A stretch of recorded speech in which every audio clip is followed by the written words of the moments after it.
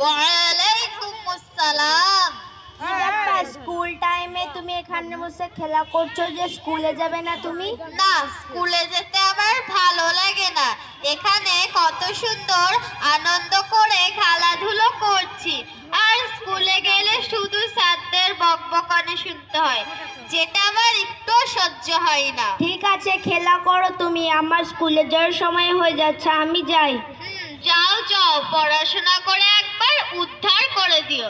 যত সব পণ্ডিত খেলার মাঝখানে কাঠি দিয়ে পরবর্তী খেলার মোড়টাই নষ্ট করে দিল। কি ব্যাপার তানিশা, তুমি এখনো খেলা করছো যে? বিকেলে মক্তব্য যাবে না নাকি? এই খেলার সময় কানের ধারে বক বক করিস না তো। আমি তো আগেই বলেছি আমার পড়াশোনা করতে ভালো লাগে না। তাছাড়া মক্তবে গেলে হুজুররা বলে হাতে নখ রেখো না, নেল পলিশ দিও না, রাস্তাঘাটে খালি মাথায় ঘুরবে না, আরো কত কি, এগুলো আমার একটু সহ্য হয় না। ও আচ্ছা, কিন্তু ওনারা তো সব ভালো কথাই বলেন এবং আমাদের ভালোর জন্যই তো বলেন। অত যদি ভালো কথাই বলে তুমি যাও না কেন?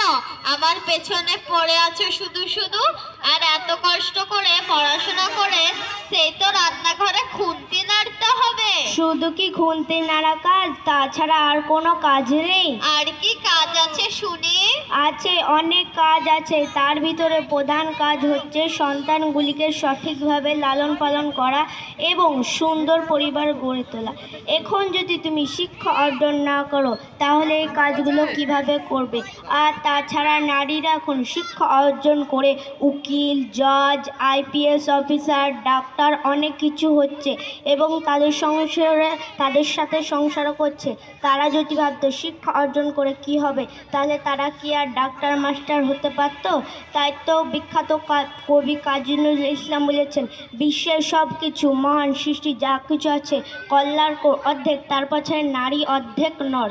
দেখো তো এসব কবিদের কথা, এদের কথা মানতে গেলে আমার আনন্দটাই মাটি হয়ে যাবে। আচ্ছা, তুমি নয় ওদের কথা মানলে না তো কোরআন হাদিসের কথা মানবে তো?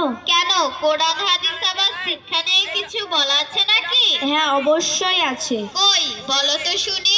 মহান আল্লাহ কোরআনের প্রথম জায়গায় অবতীর্ণ করেছিলেন ইকরা, যার অর্থ পড়ো। আমাদের নবী সাল্লাল্লাহু আলাইহি সাল্লাম হাদিসে বলেছেন, তলাব ইলমি ফারিজাতুন আলা কুল্লি মুসলিমিন, অর্থাৎ প্রত্যেক মুসলিম নরনারীর জন্য জ্ঞান অর্জন করা ফরজ।